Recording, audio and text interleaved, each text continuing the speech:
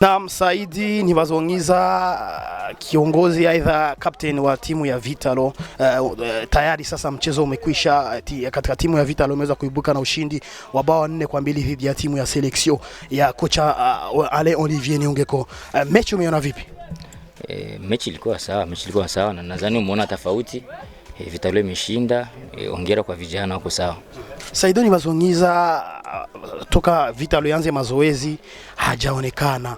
Saido Ntibazonkiza vipi yeye? Kuna mambo niko yeye ndio maana sijaonekana, lakini tunaona sio nimefika kwenye mechi.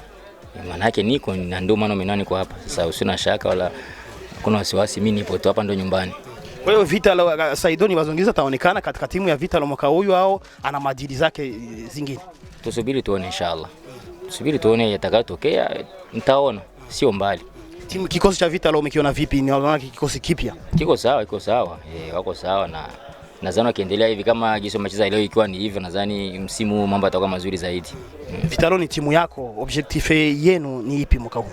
Tunajua kila siku tunapenda tuwe mbele kama kawaida. Vital'o ni timu kubwa na historia kubwa. Huwa kila mwaka tunachezea kuona kama tutakuwa washindi, na nadhani kwa mwaka huu gisi timu iko inshallah, Mungu akipenda mambo yatakuwa mazuri. Utajielekeza Tanzania? Subiri tuone, tutajua inshallah.